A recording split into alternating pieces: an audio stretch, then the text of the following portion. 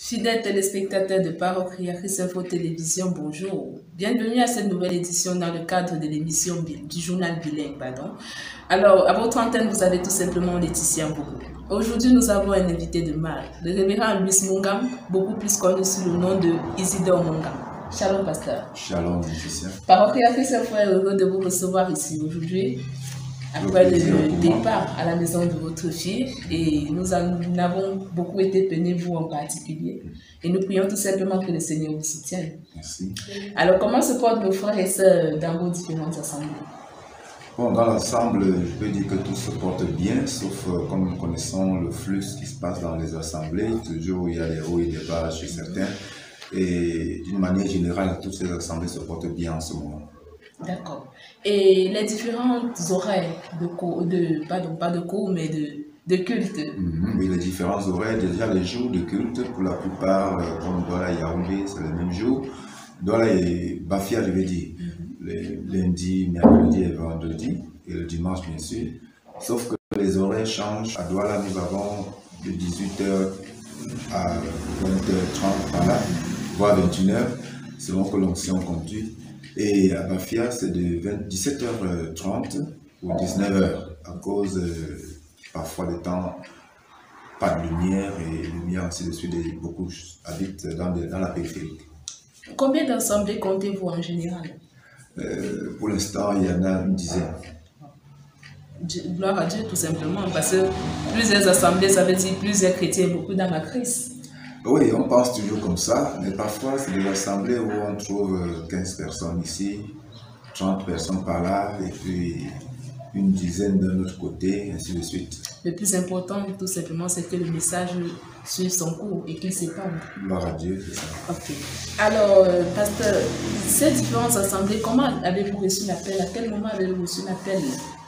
En fait, j'ai pris le message que Dieu envoie par William Branham en 1978. Je sortais de l'église adventiste et à partir de là, j'ai commencé à persévérer. J'ai eu l'appel au service dans les années entre 79 et 80 où je commence à avoir les premiers messages qui confirment un appel.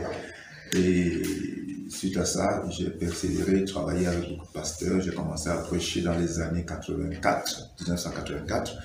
Et j'ai évolué et j'ai commencé à être pasteur d'église d'une manière propre dans les années 86, où j'étais pasteur assistant de Robert Camté, parce que j'étais à Comitar à l'époque. Et d'où, quand Dieu me parle, je me retrouve déjà avec le révérend pasteur Samuel Baroya en 1988.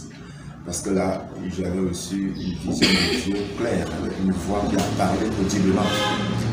Donc je me retrouve là-bas et c'est là que dans les années 97, je me détache de là pour commencer à travailler parce que j'avais reçu une commission directe de Dieu. Je crois que la question est répondue. Oui, voilà. Bien répondu. Donc ça fait environ 35 ans dans le ministère, vu que vous avez parlé de 1986, nous sommes déjà en 2021, donc environ 35 ans. Ouais, vous avez également mentionné le révérend Baroya Samuel. Vous le considérez comme un pasteur associé ou comme votre pasteur? Le révérend Samuel Baroya, je dis toujours à qui veut l'entendre, je le dis haut et fort, c'est mon père. Quand je dis mon père, ça veut dire celui qui m'a impacté par la parole. J'ai eu beaucoup de pasteurs et c'est lui qui a vraiment pu atteindre ce point. Et quand je dis c'est mon père, je ne pense pas qu'un fils peut dire que son père soit son pasteur associé. C'est à lui de savoir qu'est-ce que le pasteur associé veut dire et s'il veut que je sois son associé ou pas. Mais sinon, je le considère comme un père. Et d'autre part, il est mon pasteur. Je crois bien, quel que soit ce qu'il peut être, ce que ça peut présenter, mais je sais que c'est mon pasteur. D'accord. Alors la Covid-19, elle a touché de nombreuses assemblées. Certains ont même fermé et d'autres vraiment.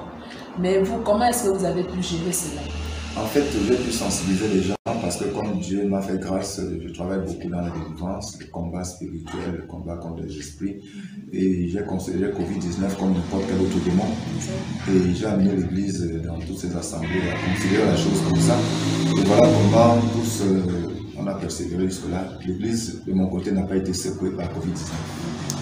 Vous êtes tout simplement sur Parole Créatrice Info Télévision. Notre invité n'est nul autre que le révérend Munga Misidor. Alors, pasteur, deux dernières questions à la. Nous sommes en fin d'année. Quelles sont vos perspectives des campagnes d'évangélisation ou alors nous ne savons pas quels sont vos projets? Voilà, déjà pour commencer, je suis en plein travail en ce moment. Je suis dans le jeûne de la prière avec l'église à Douala et à Bafia. Parce que ces deux métropoles, je concentre plus ce travail là-bas parce que c'est des points un peu plus sensibles que les autres. Et je commence un travail de réveil pour ramener l'église dans le travail spirituel proprement dit, dans la consécration. Parce que le temps que j'ai passé avec la maladie de Jacqueline jusqu'à son départ, ça va faire bientôt un an. Ça va faire presque un an. Je dis, ça ne m'a pas laissé la latitude de travailler profondément. D'où je suis en train de reprendre un peu les activités avec beaucoup plus de zèle. Et Dieu m'a fait grâce que j'ai une nouvelle moto déjà qui me permet de voyager. Ça fait que je rallie beaucoup les coins d'une manière très facile. Vous êtes sur Parole Créatrice Info Télévision.